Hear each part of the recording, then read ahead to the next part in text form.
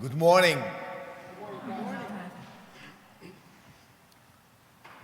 Now, the Feast of Pentecost was a magnificent event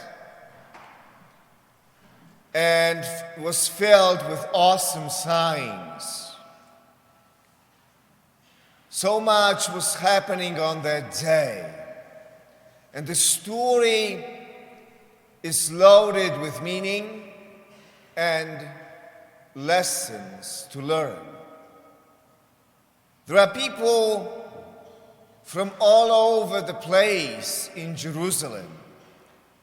Luke tells us in the Acts of the Apostles, Parthians, Medes, Elamites, inhabitants of Mesopotamia, Judea and Cappadocia, Pontus and Asia, Phrygia and Pamphylia, Egypt and the district of Libya near Cyrene, as well as travelers from Rome, both Jews and converts to Judaism, Cretans and Arabs. A lot of people from many places. Now, the closest I have come to an experience of Pentecost is when I went to the World Youth Day in Poland in 2016 with some young members of St. Patrick's Parish. It was amazing how many people we met from all over the world. They were carrying flags to identify where they were from and what country they represented. 350,000 young people from 187 nations in this one city of Krakow, Poland. And I remember the gathering at the main square in Krakow. Again, young people from all over the world. We did not speak a common language, but we all knew why we were there. To meet Pope Francis, to be renewed in faith, to give witness to our faith. And that was the language we understood, the language of faith. It was common to all of us.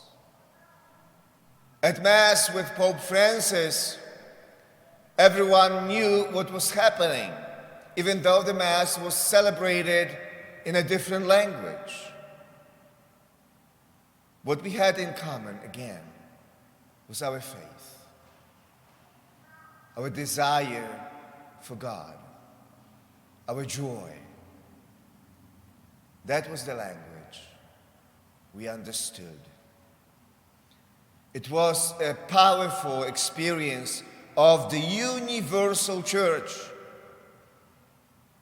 187 nations.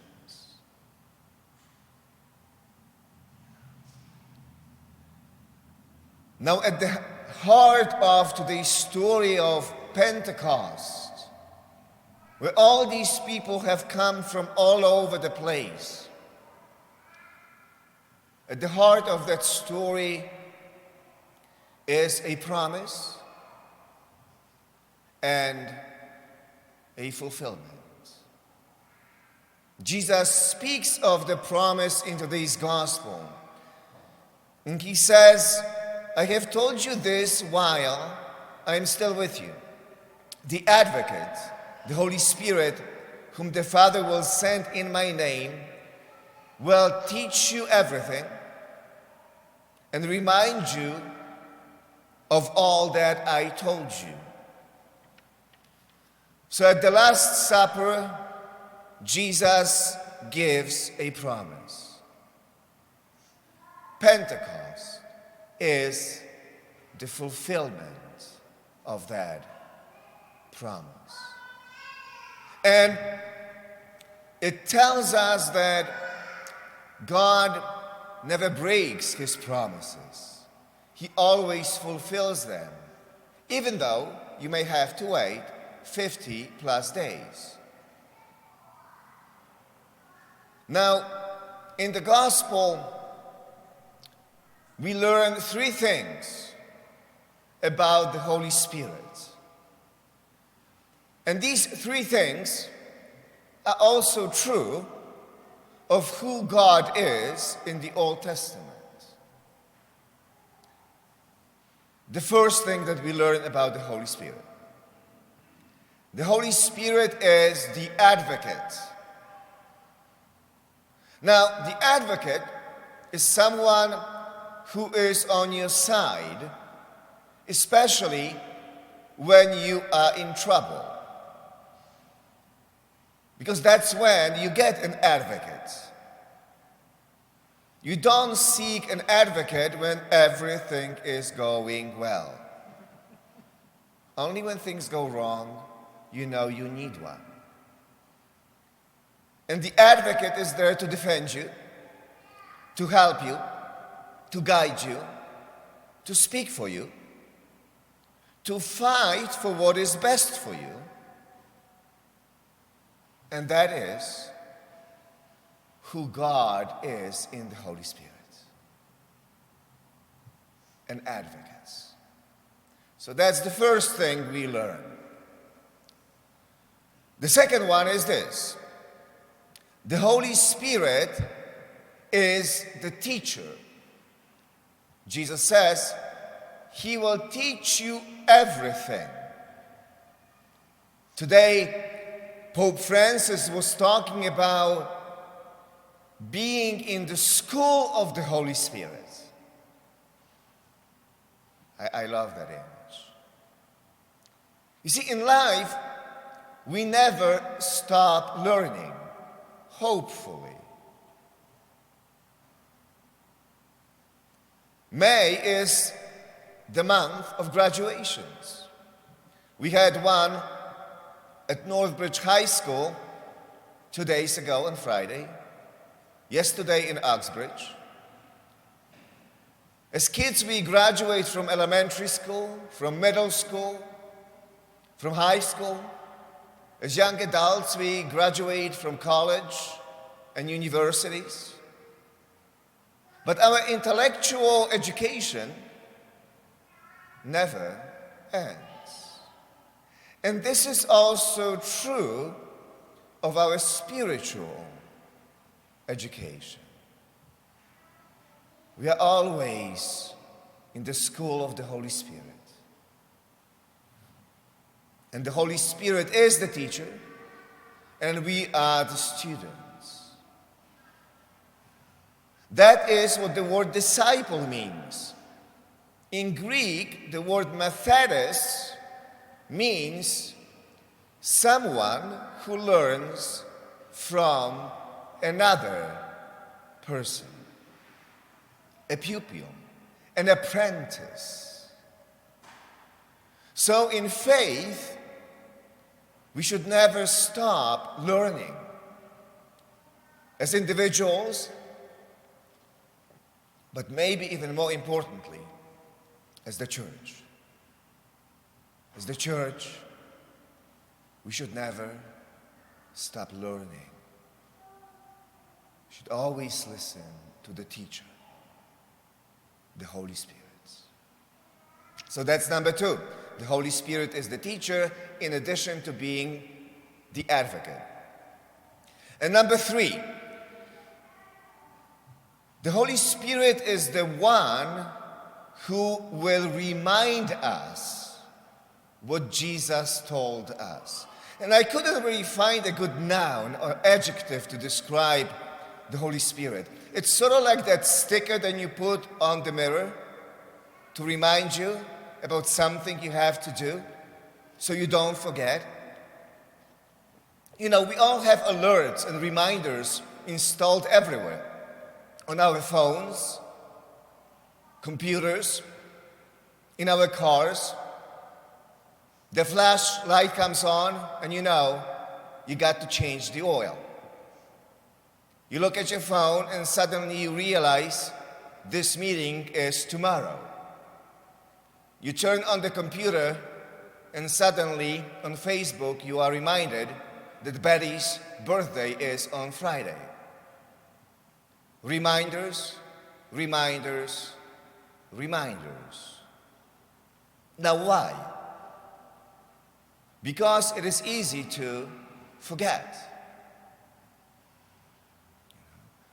And there are some essential truths about our faith that we should never forget, that we need to always remember. Truths that Jesus told us. To God, everyone matters. By God, everyone is loved. In God's eyes, everyone has value. But sometimes we do forget. And that's why we need to be reminded. Parents tell their children all the time, no matter what, no matter when, no matter where, I will always love you. Parents don't want the children to ever forget that they will always love them, no matter what.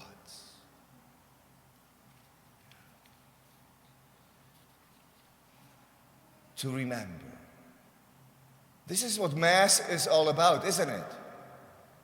Mass is all about remembering what God has done for us in the person of Jesus Christ 2,000 years ago and throughout history. Jesus gave us the Eucharist and said, "Do this in memory of me," or in my remembrance. So that you remember that Jesus loved us to the end, that God raised him from the dead, and that he continues to be among us. So you never forget. And I love that phrase, he loved us to the end. Remember that. Never forget. There is a song that we sing in churches often. We remember how you loved us to your death, and we still celebrate, for you are with us here. Remember, never forget. Yesterday, this morning actually, I think, Pope Francis tweeted a simple message that has to do with forgetting sometimes what is really important. And he tweeted this: "We ask the Lord for many things," he said, "but how often do we forget to ask him for what is most important and what God desires most to give us? The power to love. Indeed, without love, what can we offer to the world?"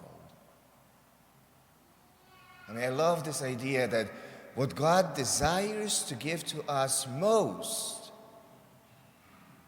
and what we tend to forget, is the power to love. So, that's what we need to remember. So today, we learn three things about the Holy Spirit. The Holy Spirit is the advocate.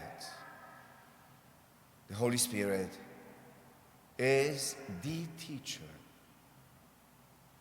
And the Holy Spirit is like that sticker you put on the mirror to remember. The Holy Spirit is there to remind us what Jesus told us.